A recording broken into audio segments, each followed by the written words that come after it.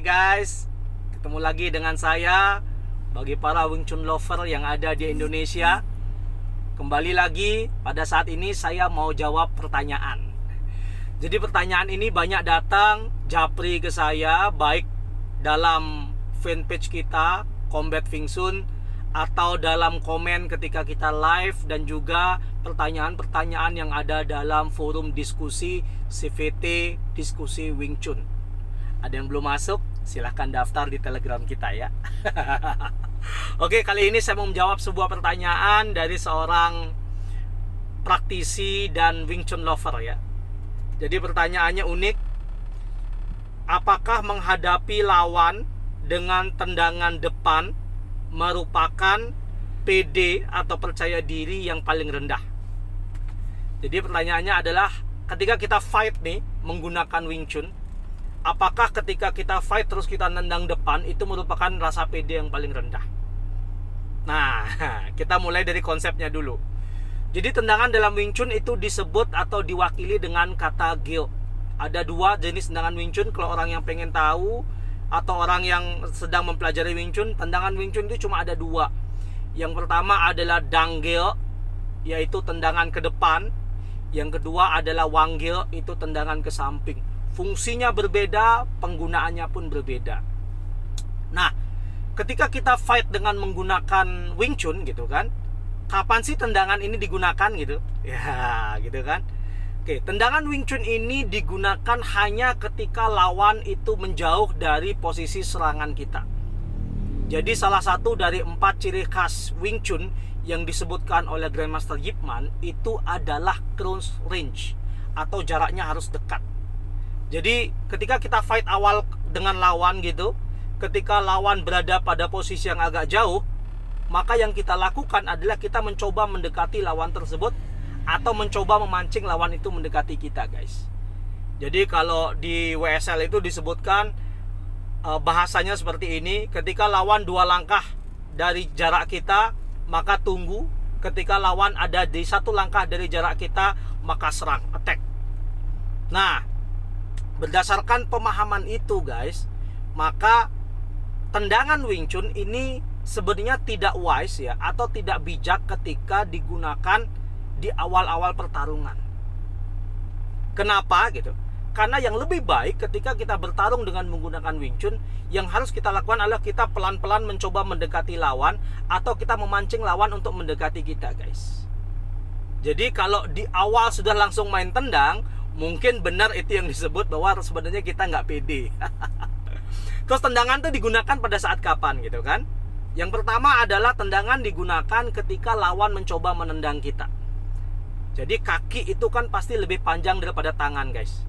Sehingga ketika lawan dengan jarak yang agak jauh terus mereka mencoba menendang kita, itulah saat pertama tendangan itu keluar dalam Wing Chun.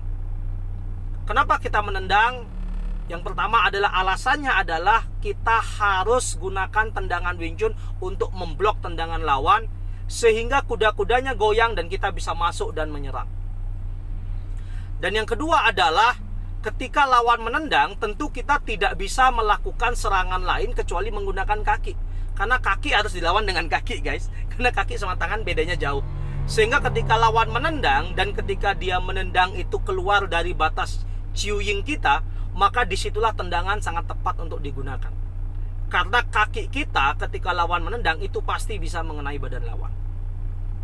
Jadi ada 2. Nah, di luar yang kedua itu, tendangan itu hanya digunakan untuk melumpuhkan sendi-sendi yang ada di kaki. Oke, guys, jadi di luar kedua kondisi tadi, tendangan atau Gyo dalam Wing Chun itu hanya digunakan untuk melumpuhkan sendi-sendi yang ada di kaki lawan. Bagi sebagian orang praktisi Wing Chun yang sudah belajar yang namanya Qige, bahasa baru lagi ya.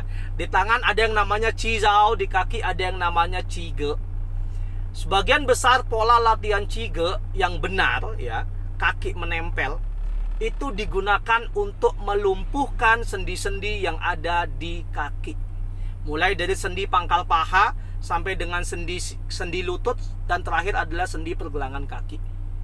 Nah, ketika posisi kita sudah sangat dekat dengan lawan sesuai dengan penjabaran dari Grandmaster Yip Man, maka bisa nggak gear itu dipakai? Tetap bisa. Gear digunakan untuk membuat lawan imbalance dengan melumpuhkan sendi-sendi yang ada di kaki. Jadi dua tangan main, satu kaki juga main ke bawah, sehingga tangannya menjadi tidak center, sehingga dia posisi pada blind spot. Kakinya dipatahkan sehingga dia kehilangan keseimbangan. Sehingga inilah fungsi gear yang digunakan dalam Wing Chun. Jadi pertanyaannya adalah, apakah ketika kita fight dengan menggunakan Wing Chun, menggunakan tendangan depan atau yang disebut dengan dang gear, mewujudkan rasa tidak percaya diri? Maka jawabannya adalah tergantung situasinya. Jadi kalau kita tiba-tiba seperti itu, terus tiba-tiba kita tendang-nendang sendiri, itu pasti menunjukkan bahwa kita nggak pede. Wing Chun itu harus dilakukan dengan sangat efisien. Kalau memang kemungkinan besar tidak kena, maka tidak boleh mengeluarkan konsep apapun. Aneh ya. Jadi ketika kita ingin menendang depan atau dang gear, pastikan dalam dua kondisi. Yang pertama tadi adalah kita memblok tendangan lawan, dan yang kedua adalah kita menyerang badan lawan ketika lawan mencoba menyerang kita dengan tendangannya. Di luar itu, gear hanya digunakan untuk melumpuhkan kaki ketika posisi lawan sangat dekat dengan posisi kita. Oke ya, semoga bisa menjawab. Sampai ketemu lagi di jawaban pertanyaan-pertanyaan berikutnya dalam QA session My WSL Wing Chun Journey. Sampai ketemu lagi guys, para Wing Chun lover. Tetap berlatih. Semangat Wing Chun luar biasa. Bye.